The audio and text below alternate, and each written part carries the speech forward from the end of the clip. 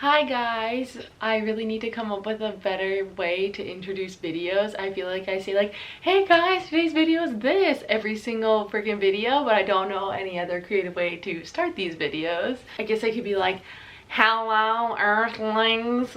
I should just not do that one. Never mind, nix that. I also just showered, so sorry for my appearance. I don't know if any other business owners are like this, but like when I get ready for the day, I just hop in the shower, and then I just put on like different pajamas that I was wearing to bed. This is working from home. I really commend people that can actually like get dressed every day, and whenever I actually like wear real people clothes, I'm like, wow, I feel so good about myself. But then I feel so much more comfortable in sweatpants, so I always end up wearing this.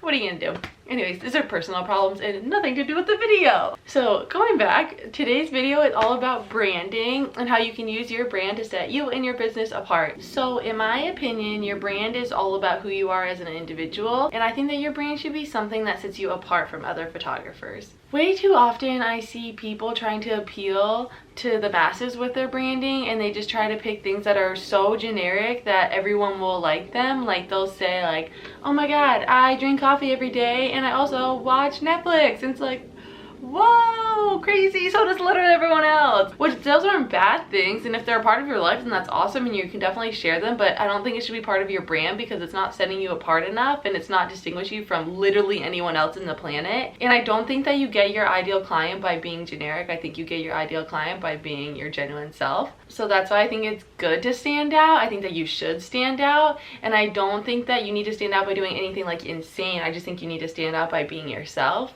I think a lot of people are probably over there being like, oh my god, there's nothing cool about me, I have nothing to talk about. It's like, well, look at me, look what I'm doing. There's nothing cool about me, but I'm still putting myself out here. No, but besides me as an example, there are cool things about you. Like there's a reason that people connect with you. You have people in your life that cherish you for these certain reasons, that have things in common with you. And I think that you should try to appeal to your clients the same way that you appeal to the people that are closest to you, and find those connections that work with you, and find the people that really like mesh well, and use that as what you should be targeting, aka what your brand should be. But yeah, it doesn't have to be anything crazy. Like you could be a mom who just loves taking her kids to the park. Which I'm pretty sure I just thought of that example because I'm a dog mom who loves taking her dogs to the park. But if you have actually like human children and not like dog children, then that could be something you like, I don't know. And that could help you build relationships with other moms that also love the outdoors and love doing this with their kids, or just admire that you do that, or something like that. Like it just can be crazy. Like you could love like baking at midnight, and that could be awesome. And if you do like that, then I would like to be your friend because I like to eat at midnight. But yeah, it doesn't have to be anything crazy. It just has to be you know? I also feel like you have to have like more of a reciprocal relationship with your clients, because as wedding photographers, we're asking to be invited to like one of the most important days of their lives, and we might not offer like literally anything up about ourselves in return. And I don't think that's a really good way to build an authentic relationship with your clients. I think that you kind of have to show them who you are so that you can get closer, build that relationship, end up taking better photos, end up doing a better job for them. So I think that showing yourself in your brand only helps you in your work. It only helps you with your client relationships. I also think the problem with this is that it can be like really hard to try and be yourself in your brand. Like there's like a lot of confidence and stuff that goes into that, and I was not always good at this, and I was not always willing to put myself out here. This is a brand new thing that I'm just working on. It can also be really easy to get caught up in what other photographers are doing and end up like mirroring their brand, not even intentionally sometimes. Like sometimes you just see people succeeding and you want to do what they do, and some people do copy them, and one, you can't do that. But other times I feel like you just get bombarded with people's work so often that you start like talking like them, like posing like them, posting like them, and that kind of stuff. And I've even seen it happen to myself where like I'm redoing my website and I start like typing in this voice that's like not me at all. It's just like really professional and bubbly and like all that kind of stuff, and I'm like a lot more of like a chill goofball, if that makes literally any sense to anyone. Hopefully if you watch these videos and you kind of get that, but it's just not me. And I feel like I start mirroring, like if I'm scrolling through Instagram or something, or if I like look at other people's websites for inspiration, I just feel like I get away from who I actually am, and that doesn't get reflected in my website, so my brand ends up being someone that I'm not, and that's not good. So I've really had to like sorry So I really had to like take a step back from like people that I follow and looking at other photographers' work and being bombarded, because I really want my brand to be like super authentic to me. That's really important to me. So I think that when you're making your brand, make sure it's a reflection of yourself. Make sure you're not being bombarded with other people that you're inspired by. Make sure you're just like finding inspiration within you. As cheesy as that sounds, I really think it works. Also, with regards to copying people, you are never gonna be better at being somebody else than they are at being themselves. If you are good at that, then you might be a psychopath. But for the rest of the population out there, there's no way that you can outdo someone at being themselves. They're the most authentic version of themselves, you're not. You know what I mean? So it's just, you're never gonna benefit from trying to be somebody that you're not. There's just no point, it's a waste of your time. So all of that is to say that you should be yourself. You should be yourself in your brand. So my tip on how to make your brand is to come up with 5 things that are so authentically yourself that you could be sharing constantly. Like, they need to be something that you actually do all the time, that you're actually really passionate about, because there's no way that you can share something consistently that you just don't care about. Like, I see a lot of photographers try to make their brand like outdoorsy, and they don't actually like being outside. They don't like hiking, they don't like camping, anything like that. They just think it's like a cool thing to do. And that's just an example, because a lot of people pick like different things and they just think it's like cool and it'll make them exciting and like people will want to follow them or whatever, and it like has no relation to them. And I think that you'd be a lot more interesting if you just were authentically yourself. I really appreciate people who are just not scared to be themselves, whatever that may be. Anyways, that's just like personal preference that you didn't need to know about me. So come up with 5 things that are so true to you that you can put them out everywhere and they speak to you, and they'll end up targeting your ideal clients. So for example, my 5 things are: number 1, my complete obsession with my dogs. I'm pretty sure if you have watched any of these videos, you know that to be true. I feel like I'm coming across as like one of those cat ladies that are like 90 years old and they have like 10 cats in their apartment. And honestly, I'm fine with that, because that is my exact personality. That is literally my life. Just hanging with the dogs at home. And if I could have 5 more, then I could. But my apartment has a 2 max limit, so this is what we got right now. But yeah, everyone knows I'm obsessed with my dogs. That's really obvious. I love them to death. They're my whole world. They're easy to share. Literally, my camera roll is 99% pictures of my dogs.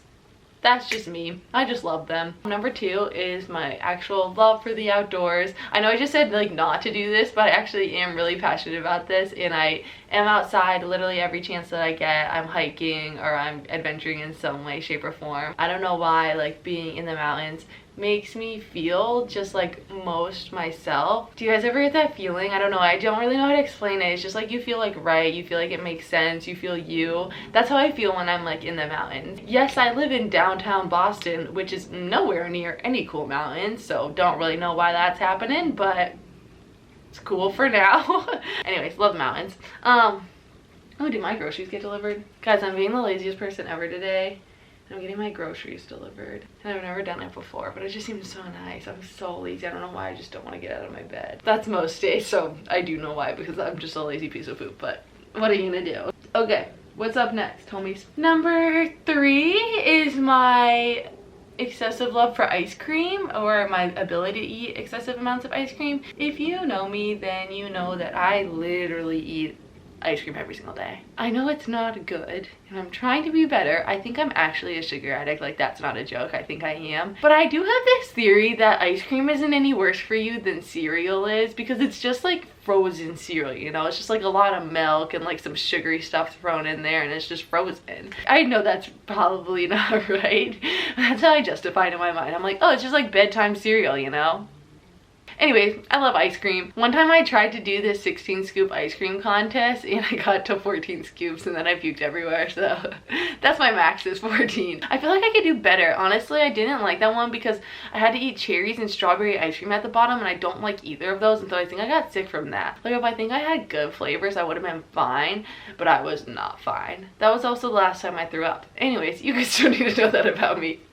Cool. I'm really going off on a tangent here, but number 4 is my passion for mental health. If you've followed me for long enough, you know that I will occasionally bring up the things in my lives that I'm struggling with. It depends on the season, and it depends on if I feel like I'm in a good place to share and like I can put it out into the world, because I'm not naturally that open in my real life. I have a really hard time talking to people about things, but I think it's really, really, really important to be authentic on social media, which means showing the lows as much as the highs if you're experiencing them. And I never want to shy away from that. I never want to pretend like my life is perfect, because it's not in any way, shape, or form. And I struggle with a lot of things, and I just really want to keep that central to myself and my brand. I also did study psych and wanted to be a therapist when I was growing up and went to college. So I think there's like a big part of me that still loves that and still really wants to be a proponent for mental health and still wants to have hard discussions with people and talk about things that people don't often talk about. I think that's really, really important. So anyways, that's really special to me. Number 5 is kind of cheesy and kind of feels like sales pitchy, but when I sat down and thought about like the 5 things that I